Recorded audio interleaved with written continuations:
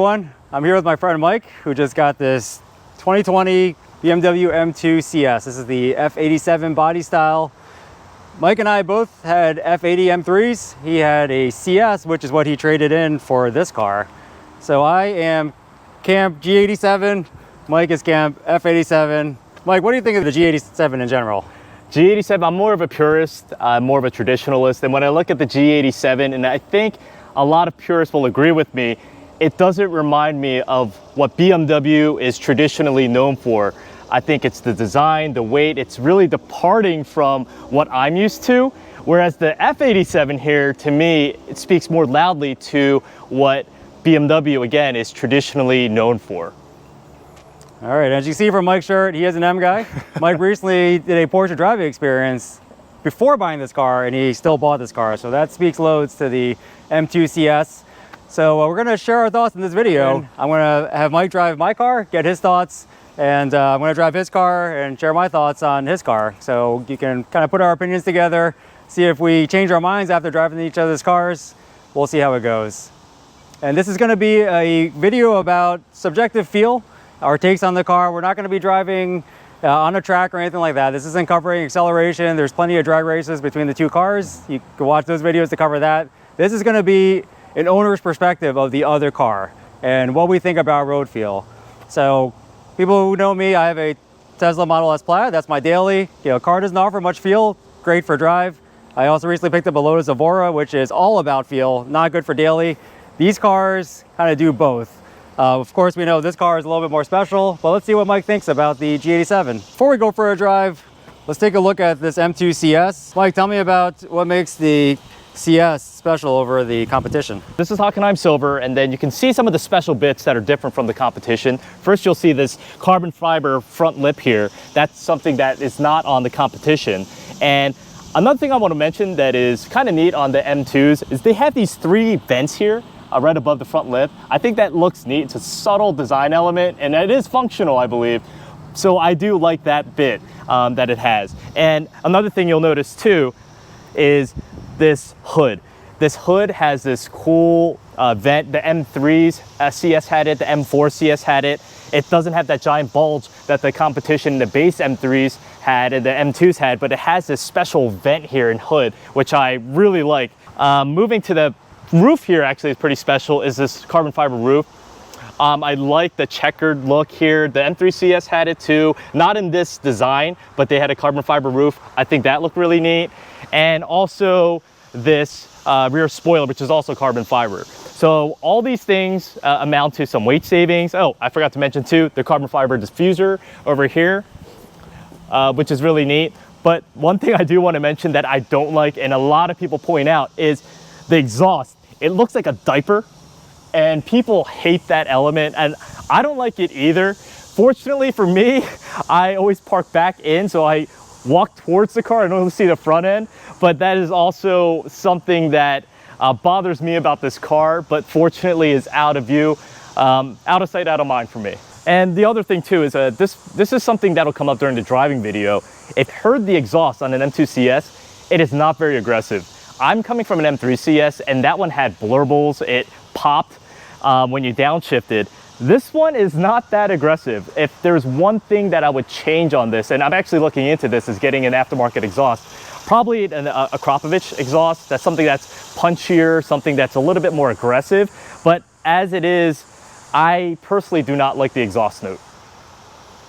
Gotcha. Yeah, we'll look forward to hearing the car in a little bit. All right, let's take a look at the inside. All right, so the interior here, you can see that it has a lot of Alcantara. If you look at the seats, the center console, it's something the M3 CS, M4 CS also had.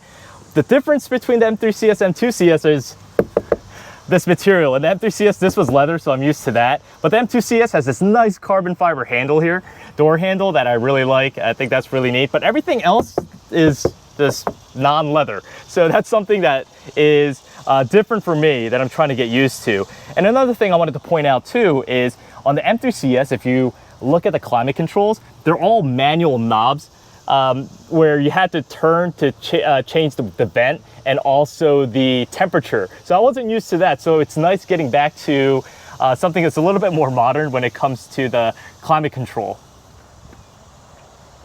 Yeah, Alcantara in this car is really nice, and I didn't realize the center console was carbon fiber like that. Yep. That's a really nice touch. And one other thing to mention too, Joe, is the space in the back. I think people make comparisons, and I have to point this out. There's actually more space in the M2 CS than there is in the G87. My parents-in-law both fit back there comfortably. I'm 5'11", and I can fit there. Maybe we can try when we get into your car, but I believe my head might touch the roof of your car if I sit in the back, whereas with our F87, I can sit comfortably. All right, well, thanks for sharing about your car, and let's see how you fit in the back of my car. Sure. All right, Mike, let's see how it is getting into the back of my car. That front seat position is where I sit. Sure. So I'm 5'11", just to give your viewers some context. Here we go. All right, so we have the seat back. Take a look at your headroom. Oh, yep. Are you touching? Yes, I'm touching. Okay. Yeah, I think probably the shape of the back of the car, I think, impacts that. Maybe it comes together a little bit more narrow at the roof. All right, knee room. Knee room's fine. Okay. But I do feel a little bit claustrophobic back here. But again, if you have kids, I think this is fine. But if you're traveling with 4 adults and they're taller than 5'10", I think they might have some issues in the back. Not in terms of legroom, but more in terms of headspace. Gotcha. All right, well, let's get you out of there and let's go for a drive. All right. All right, we're in the car. We have the M settings, the way Mike normally drives, which is engine in sport, chassis in comfort, steering in sport, brake in sport. Note that gear shift assistant, I guess, on the F87 cannot be turned off, whereas you can here, but I'm going to leave it on because that's what he's used to. So let's go for a drive and see what you think of it. Sure.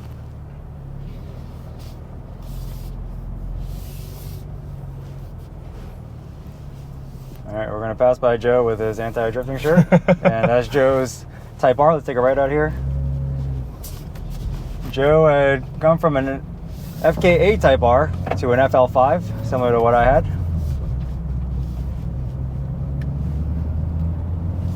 Just take a left out here? Yep. All right. Already, Joe, I can tell the difference. The interior noise in here is actually, I can actually hear the exhaust note, whereas in my car, I cannot. The exhaust is really, you'll notice it when you drive my car, but it's sort of muted. Whereas I hear this low rumble, but I can't tell, is this artificial or is this the actual exhaust note that's coming from the rear? Yeah, step on the gas a little bit, and so that's with the exhaust button off. I think that really is just the interior. Okay. And I'll turn it back on. Sure. I like leaving it on. Mm-hmm. I think it enhances the sound. I personally like it. I know a lot of people don't like the quote-unquote fake noise. And I know in your M3 CS, because I looked into buying one before, and that was one thing I noticed was how much quieter it was in the car. Because in that car, the active sound is disabled compared to the regular F80. That's correct. But what I liked about the F80 M3 CS was the fact that the exhaust note was very aggressive, and you could hear the blurbles. So that's something I really did enjoy about that car, and it was something that people would stop at a red light or a stop sign and tell me, hey, I love your exhaust note. Whereas I haven't gotten that yet in the M2 CS, but I can imagine that people appreciate the more aggressive exhaust note of this car too. Yeah, I like the exhaust on this car. I thought about going aftermarket just to make it a little bit louder, but this car is plenty loud on the outside, and I've been driving with the windows down a little more. We won't do it here just because the camera's mounted to the window, but and I've broken the mount that way. But yeah, I like the exhaust note on this car, and I know there's, as I mentioned, the active sound coming through the speaker. I think it enhances it. It enhances the experience. So what's your initial take on the clutch and the shifter? You know, the clutch feels shallow. I can't explain it. It doesn't feel like the traditional BMW clutch that I'm used to. It definitely does feel different. I can't pinpoint it yet, but it could be just because you don't have many miles on this car. It's still really new, but it feels a little bit different than what I'm used to. The shifter is your traditional BMW shifter. every BMW shifter to me felt rubbery. I think you would agree with that. Great. And yeah, I don't really, I like the mechanical feel because I also have a WRX as my daily. That one's much more mechanical. I feel like it just clicks in. Whereas BMW, it just feels a little bit rubbery, but that's BMW. I think that's a BMW feel. So I don't really have an issue with the shifter. How do you feel about your old F80 relative to this shifter? Well, my F80 was DCT. Oh, that's right. So I did not have, I drove your M4. Yes, you did. And I remember thinking initially that it was a little bit on the rubbery side. I think I had a 997.1 Carrera S at the time, if I recall correctly. So I was used to that shifter, and I just felt it was on the rubbery side. It was very easy to shift, and it was a little bit on the rubbery side. Yes, I agree. Impression.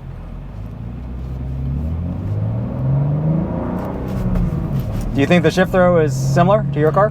In terms of the length? It does actually feels a little bit shorter. But again, I think that you would need to drive my car. I have to spend a little bit more time with it. It actually feels a little bit shorter than mine. Sure. And I do like the adaptive suspension in this. The F87 M2 base and the competition, they did not have adaptive suspension. That's something also that's special about the M2 CS, is that it comes with the adaptive suspension. That's right.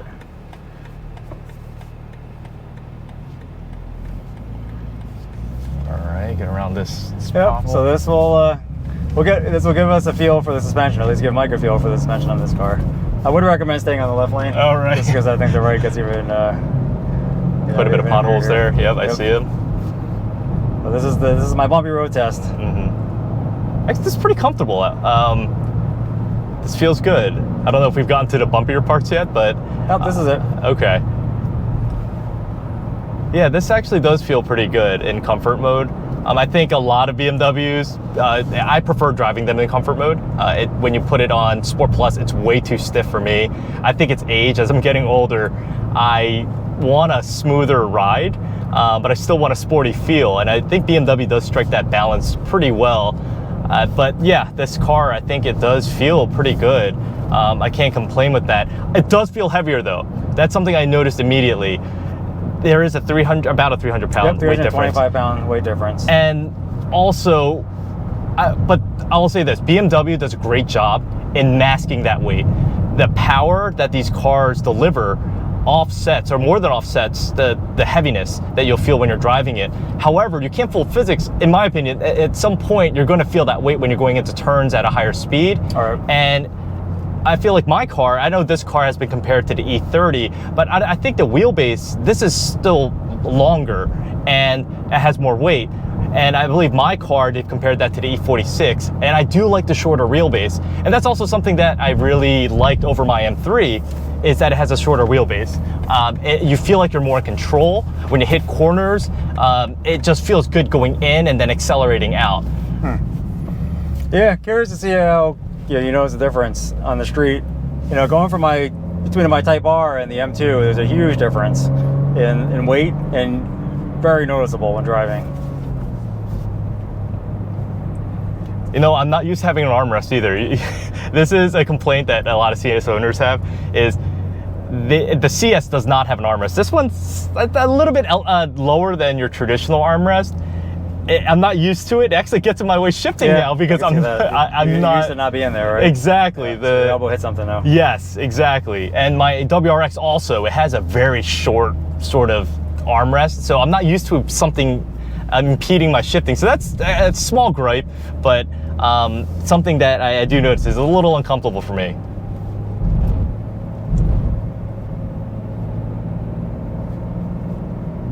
And in terms of design, I'm looking at the infotainment here. There's a lot going on. I'll be honest, Joe, I'm a little overwhelmed. People in the past have said that BMW, what they lack is their interior experience relative to Audi or Mercedes.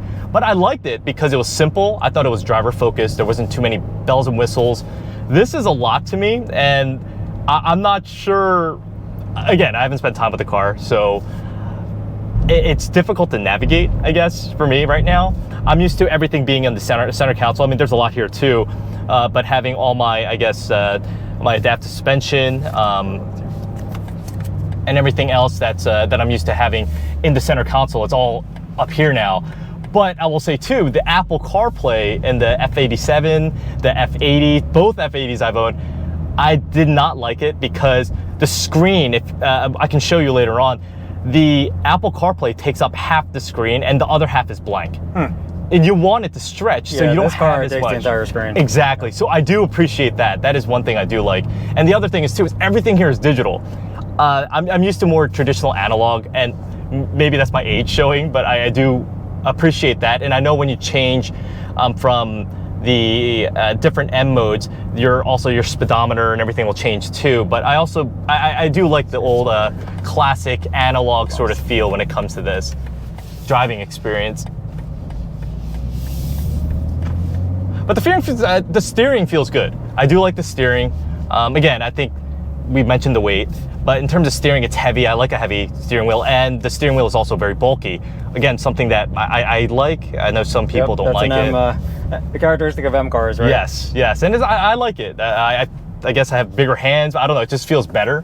But in terms of the feel of the steering wheel, it feels great. It's a traditional M steering wheel. I don't think there's anything too different about it. Let's do a little more of a spirited drive. This is my section of road here that I like to do spirited driving on.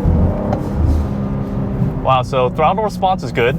I do like this throttle response. In terms of speed too, it is more linear than my car. I feel like mine's more punchy. It feels a little bit sportier.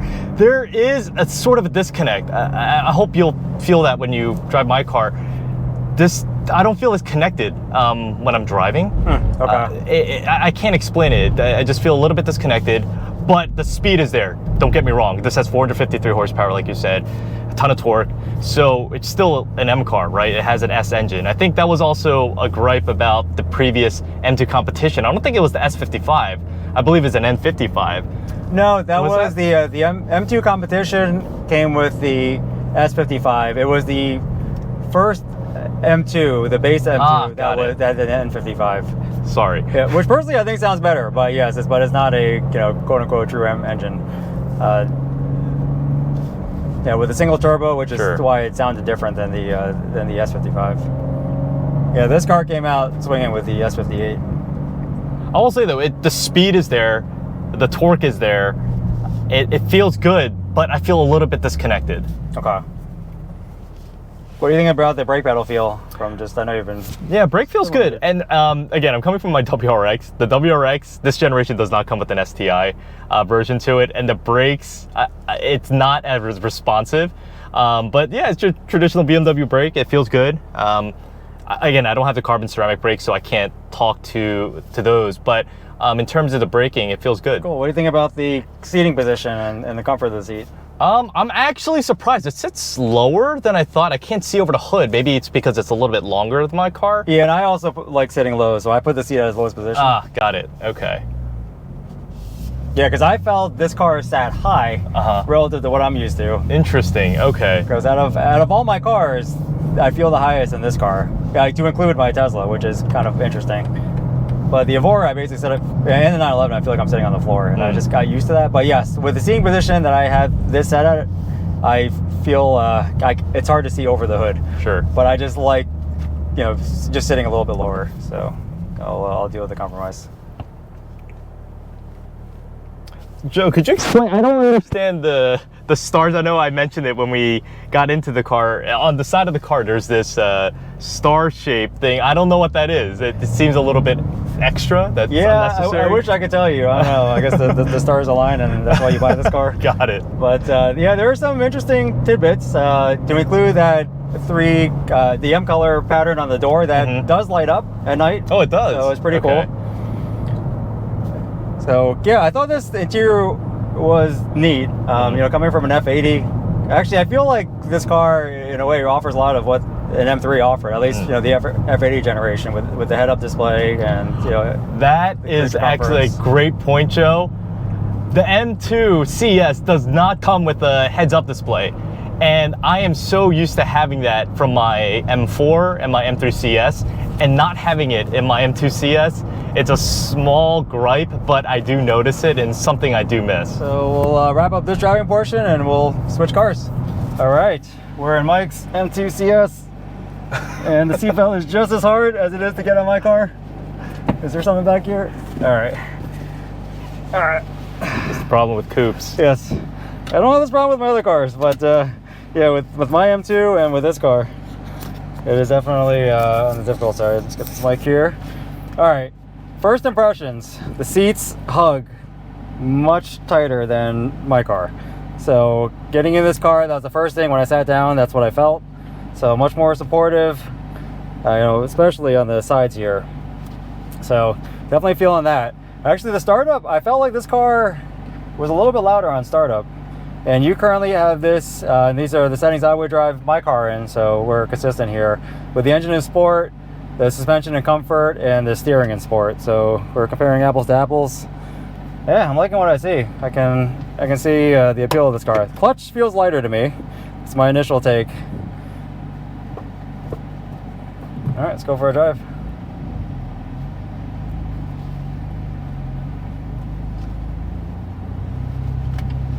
Yeah, Alcantara steering wheel is nice.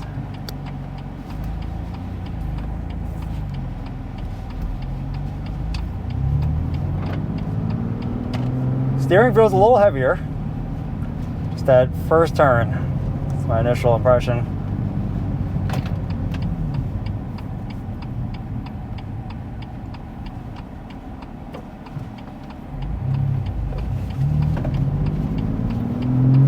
Yeah, and I had shopped for a F87 M2, both the base and the competition.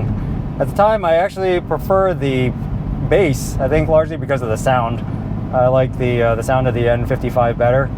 I know performance of the S55 obviously is better, but that was my take. But yeah, at the time, I had another daily and didn't necessarily need all the practicality, and ended up going with the Supra. I just love the B58 engine in that car. And really didn't look at an F87 again. This is my first time driving a CS, and I can see the appeal. Didn't realize the interior looked this way. And the carbon fiber trim here, it really sets this car apart from the How do you like the traditional dials relative to your car? Yeah, I like them. So yeah, folks will learn I just bought a Lotus Evora, and that has traditional dials. I like the traditional dials. I'm not against digital. I drive a Tesla, that's all digital. Well, it doesn't have RPMs, right? But I like the look of this. This actually feels, yeah, has a very analog look to it.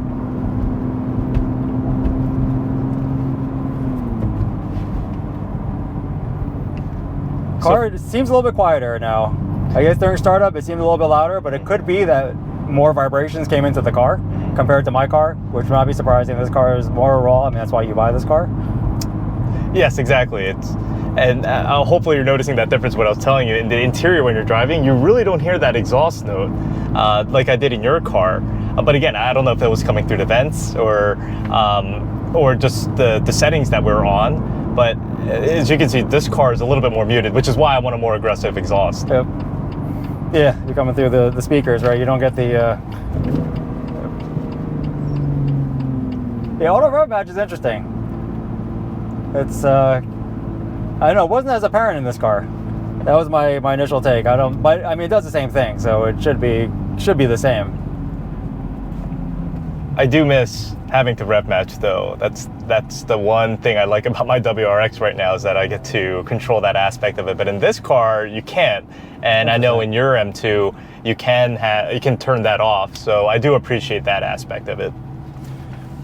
Yeah, engine sound, we'll hear a little bit more, but doing a little research on your car, it's interesting to hear that the valves don't stay open. Like if you're in Sport or Sport Plus, yep. Like in my car and also in your F80, it would just stay open. But that does not seem to be the case in this car, where it's variable. I think maybe it's RPM based. So we can take a look at just keeping your valves open all the time if you're into that, to see how you like it that way. Sure. How do you feel about the center console here? I like it. I like that my elbow is actually not hitting. With the automatic, it's fine, right? You're not shifting, but I do find with with my car, I probably have my shoulder a little bit higher than I would like to, because I have no choice but to keep my elbow on that. But I will say, like long distance driving, I've gotten so used to keeping my elbows on the armrest that, yeah, I think for that I probably would miss it a little bit.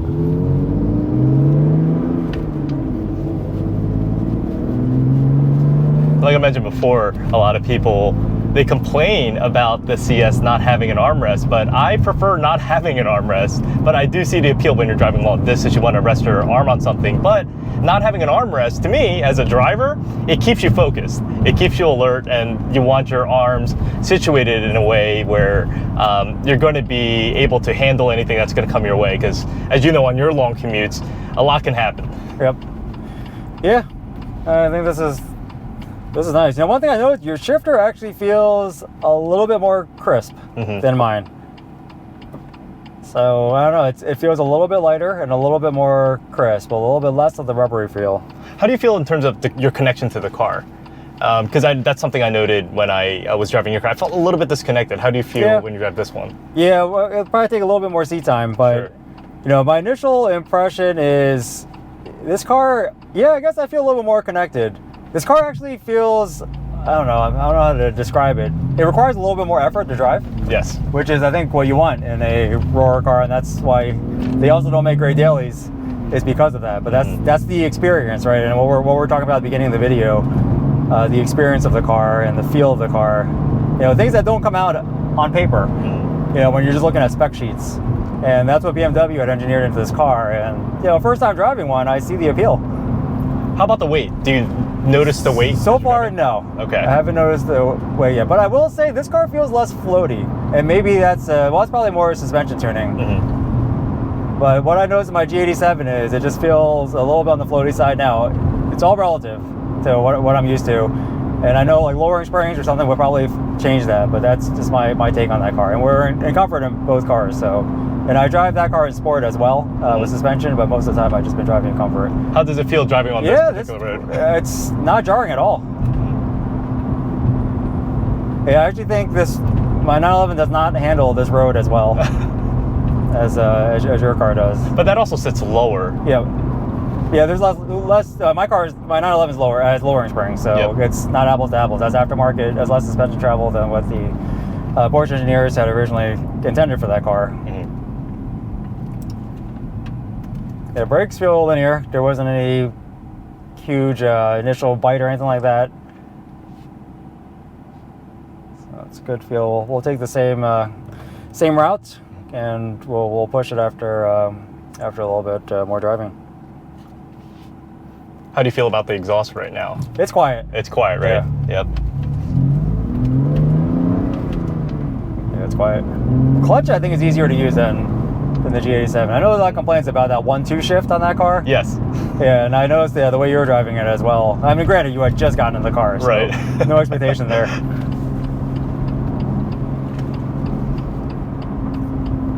How about the wheelbase? Do you notice it in terms of the difference between your car and my car? Not yet, actually a little bit. All right, so the turn in there was interesting. I felt like this car was a little bit more planted.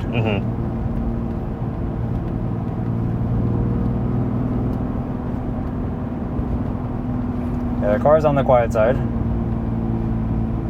I feel very connected to the road.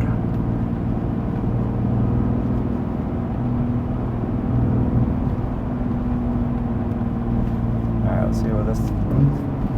Oh, the shifter's nice.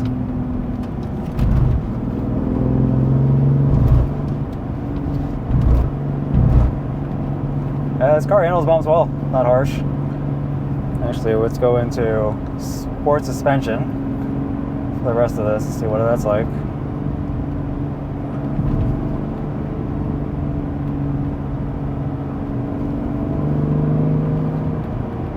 Yeah, the Alcantara on the steering wheel is a really nice touch. You know, it's one of those first world problems where now that I don't have an Alcantara steering wheel on my WRX, I miss it.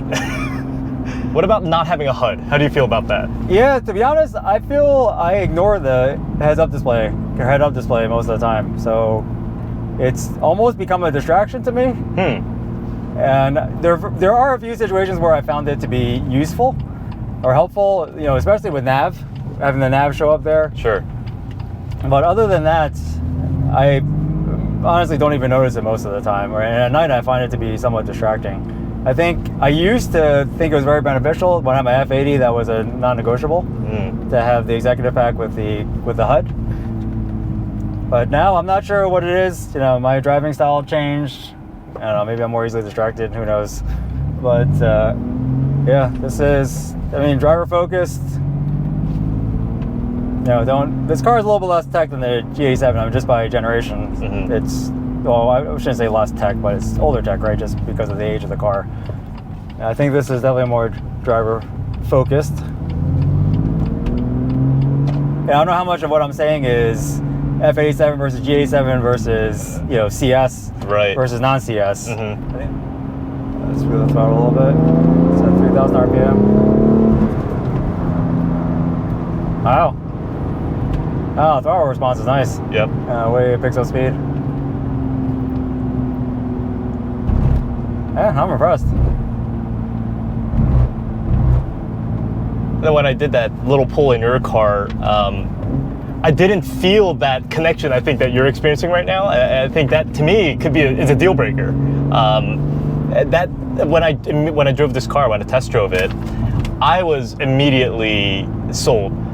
Because even the M2 CS, and that one only came in DCT, which is one of the main reasons why I didn't keep the car. If that car came in stick, I would have kept it, but it didn't have that. So even the gearing is slightly different when you talking about the revs and RPMs and how you're accelerating. But yeah, this is something I've really enjoyed about the car. Yeah, I don't think you ever really loved your M2 CS. That was my impression. I think it was a nice car. It was a nice car. Yeah. I liked my M4. I had the F82 M4. It was a competition. I liked it, but to me, the F80s looked a little weird from certain angles, but in the coupe, but the sedan looked great. And when the CS came out, I wanted to try out DCT, but I didn't enjoy it. I enjoy driving manual, having that transmission. And so when the F87 came along, we've had the discussion too, the depreciation never came. The M3 CS, the M4 CS was hit with massive depreciation. They were sitting on lots. So people were able to get those cars for way below MSRP. And that's the reason why I bought that. And we expected the same thing to happen with the F87s, but it never came. And then COVID hit afterwards, and prices skyrocketed. And even if you look at prices right now, you'll find that these cars have an MSRP, they're selling above MSRP, whereas the M3 CS and the M4 CS are not. They're actually selling way below.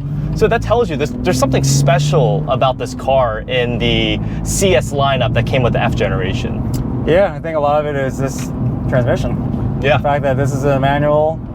Now, you could still get a manual BMW, right? That's the G87. That's true. But, yeah, but this comes in, you know, the more analog form, which I think when this car came out, you know, the F-Series came out, it was still considered a relatively digital car. But, you know, it's all relative, right? Yep. And as new cars come out, become more digital, what came before it, you know, relatively speaking, is more analog. All right. Well, I really appreciate the opportunity to drive your car. This has been a great experience, and yeah, we'll wrap it up with our final thoughts and some sound clips.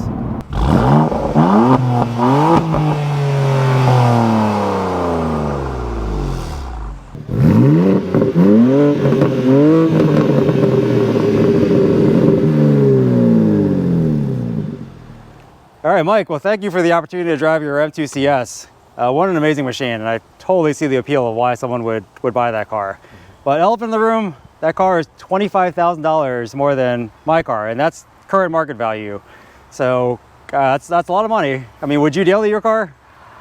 You could daily it, but I think most people that purchase this car are not dailying it. The purpose is for a weekend car, or it's a collector's item because you're owning a piece of BMW history. So I would not daily my car. I have a separate daily. I have as I mentioned, a 2022 WRX.